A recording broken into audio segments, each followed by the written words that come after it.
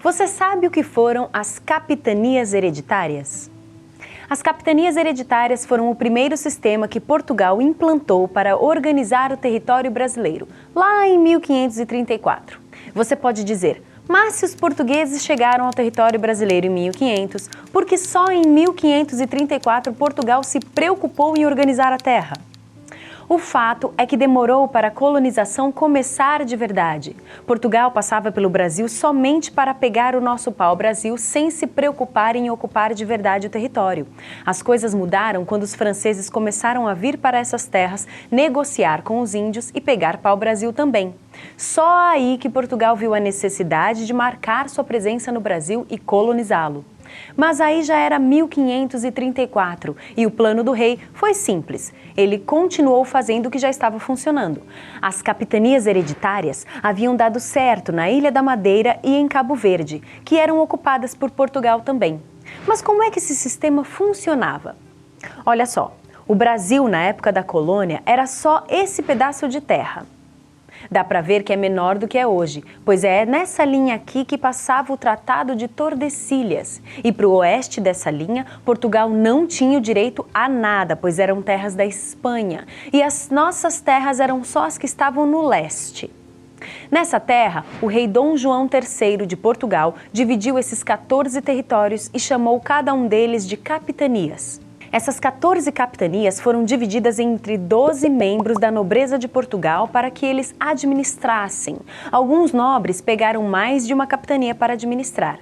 Esses nobres, que passaram a ser chamados de donatários, se tornavam a autoridade máxima na região e ganhavam muitos direitos e muitas responsabilidades com o rei de Portugal. Eles tinham o direito à posse da terra e passariam essa posse de pai para filho, embora não pudessem vender a terra, pois o dono ainda era o rei de Portugal. Nessa terra, eles poderiam exercer a justiça, condenar as pessoas à morte se necessário, escravizar os índios para fazê-los trabalhar ou para vender, nomear funcionários, mandar e desmandar o quanto quisessem nessas terras, que se você ver o mapa mundi, aí nesse mesmo livro, percebe que eram bem maiores que Portugal inteiro. Os donatários precisariam fundar vilas nas capitanias e distribuir aquelas terras para que fosse plantar nelas novamente e desenvolver plantações de cana-de-açúcar. Eles precisavam fazer aquela terra prosperar e ser lucrativa para Portugal, além de enviar para lá os impostos e 20% de todo o ouro ou demais pedras preciosas que fossem encontrados. Também precisavam garantir que só existiria comércio de pau-brasil ou de especiarias com Portugal, unicamente Portugal e nenhum outro país. Ou seja, as capitanias se governavam como se fossem independentes, mas só podiam negociar com Portugal e eram obrigados a enviar para lá parte da riqueza que juntavam aqui. Portugal cobrava tributos, mas não ajudou muito para essas terras se desenvolverem. Os donatários tinham que pegar do próprio bolso para construir as vilas, formar as fazendas e até para comprar os navios que os levaria de Portugal até o Brasil. Mas esse sistema deu errado no Brasil. Ele funcionou bem nas ilhas que Portugal conquistou, mas os territórios eram grandes demais e as condições eram ruins para os donatários fazerem as terras se tornarem plantações lucrativas. E todo o sistema servia para desmotivar os donatários. O estilo de vida no Brasil era muito diferente do que eles viviam como nobres em Portugal. Eles investiam muito dinheiro sem ter um retorno imediato. Muitas capitanias não tinham pessoas o suficiente para manter as plantações funcionando e, além disso, elas eram atacadas, tanto por tribos indígenas que resistiam à colonização, quanto por piratas que eram financiados por reinos rivais para irem lá tirar uma casquinha das riquezas que Portugal estava tirando da terra. Era um serviço difícil e ingrato, e eles se sacrificavam muito tentando administrar as capitanias sem incentivo nenhum. Tanto que alguns donatários nem chegaram a vir para a América, receberam a terra, mas nem saíram de Portugal. Bem, para não te dizer que tudo falhou, 2 capitanias das 14 realmente conseguiram gerar riquezas.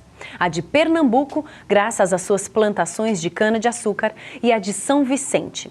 Se bem que a capitania de São Vicente teve sorte, pois antes mesmo de existir oficialmente, já existiam portos montados por náufragos que estabeleceram naquela região um ponto para comércio de escravos que já estava pronto quando a capitania foi criada.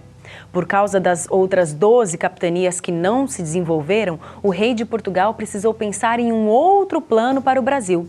E em 1548, ele decidiu centralizar o poder no Brasil, delegando uma capitania para ser a Capitania Real, ou a sede do governo, e enviando a ela um governador-geral, que ajudaria os donatários a fazer com que suas capitanias prosperassem. Esse governador-geral serviria como um administrador para toda a colônia, cumprindo muitas das funções que antes eram dos donatários. Agora não eram capitanias independentes entre si, agora era um único governo controlando o Brasil.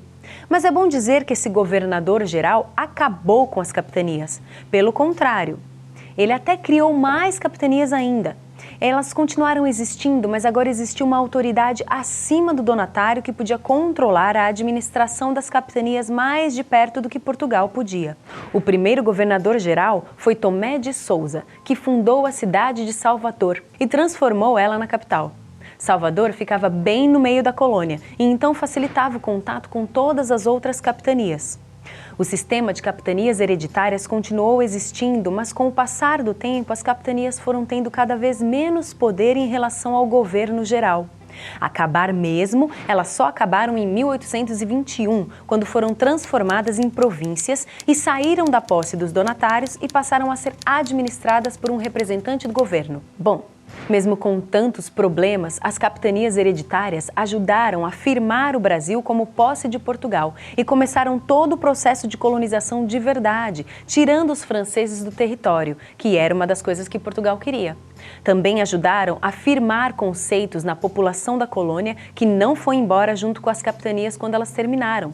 Mesmo depois que as capitanias deixaram de existir, os donos das grandes fazendas continuaram exercendo grande autoridade nas regiões e passando essa autoridade a seus filhos, concentrando o poder político nas mãos de poucas famílias ricas. Mesmo depois que o Brasil deixou de ser colônia, essa prática nunca acabou de verdade e é vestígio do tipo de administração que o Brasil teve logo nos primeiros anos de colonização.